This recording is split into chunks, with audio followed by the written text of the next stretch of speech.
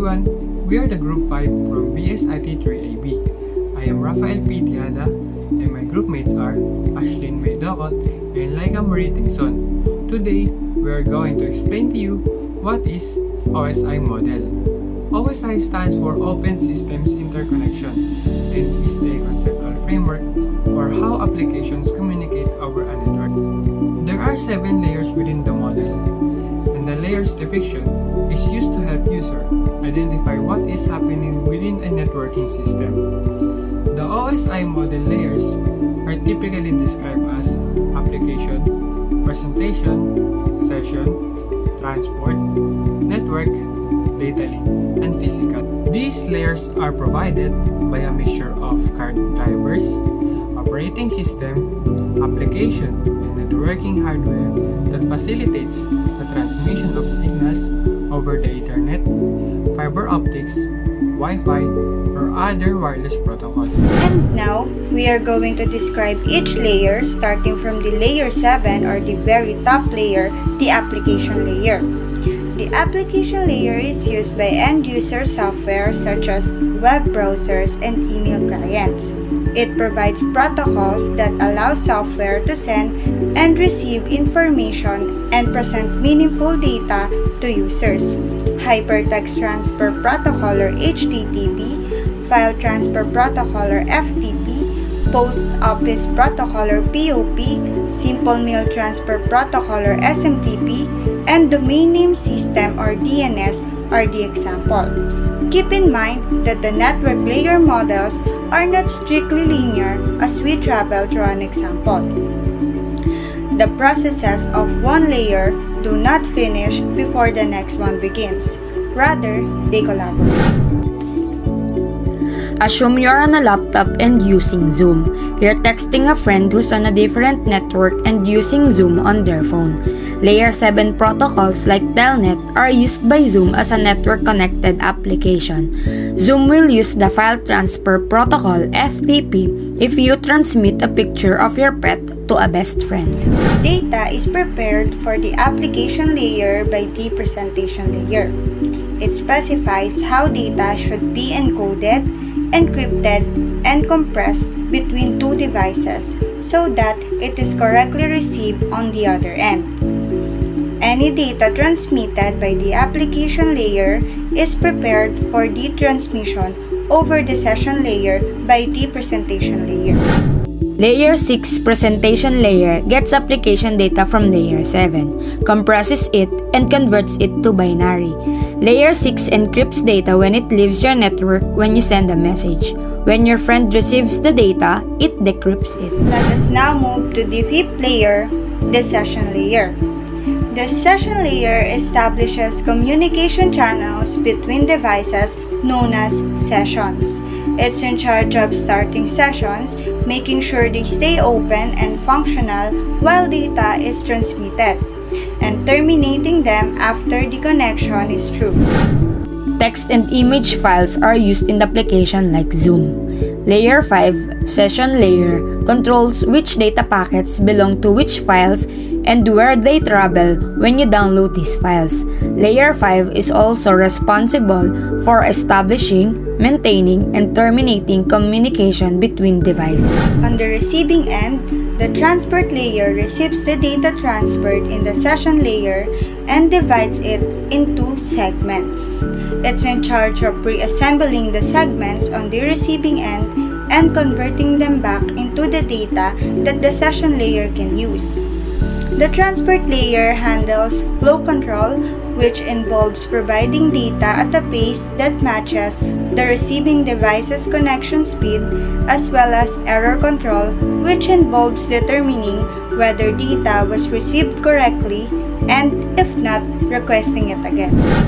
Layer 4, transport layer, receives and segments data from layer 5, session layer. A source and destination port number as well as a sequence number are assigned to each data or data unit. The port number ensures that the segment is sent to the intended application. The sequence number guarantees that the segments are delivered in the proper order. This layer also regulates the amount of data sent, Your laptop, for example, may be capable of 100 Mbps, whilst your friend's phone is only capable of 10 Mbps. Layer 4 can tell to the server to slow down the data transmission so nothing gets lost between you and your friend. When your friend replies, however, the server can boost the transmission rate in order to improve performance. Finally, Layer 4 checks for errors. Layer 4 will transmit a section of data if it is absent. The network layer, which is the third layer, has two purposes. One method is to split segments into network packets and then reassemble them on the receiving end.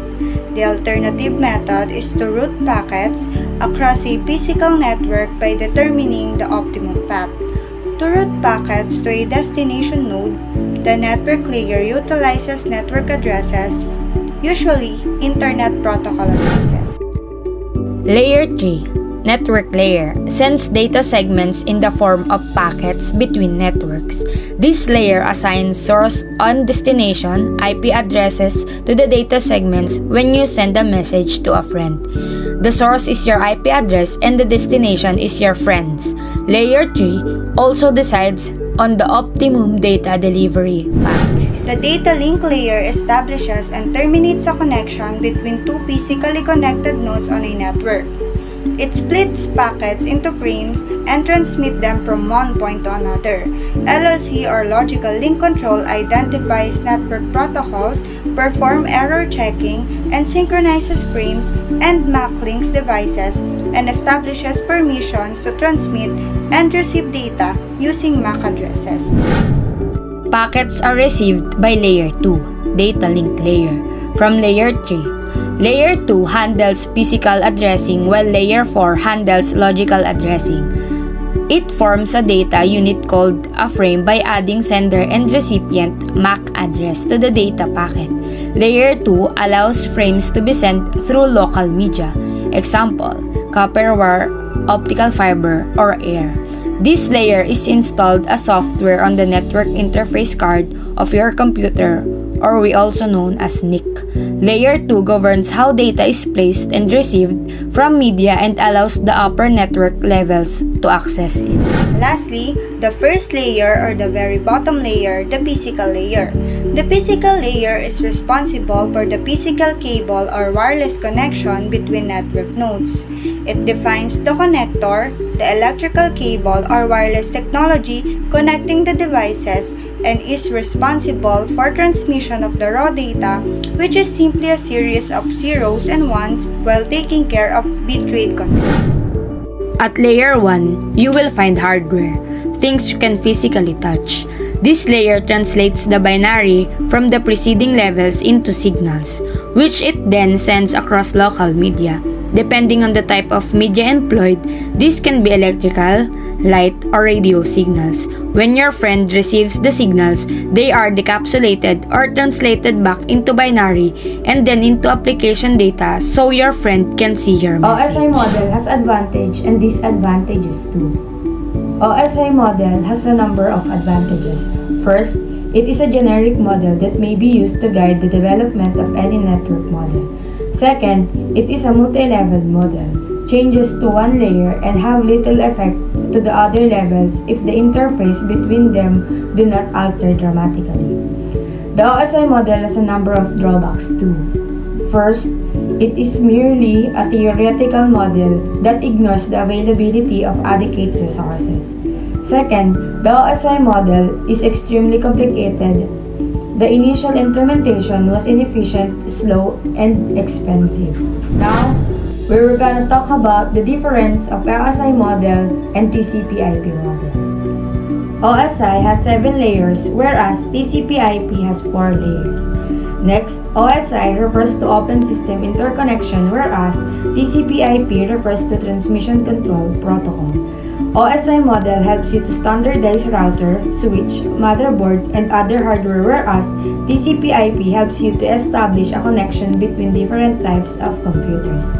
Next, the OSI model is a logical and conceptual model that defines network communication used by system open to interconnection and communication with other systems. On the other hand, TCP/IP helps you to determine how a specific computer should be connected to the internet and how you can be transmitted between them.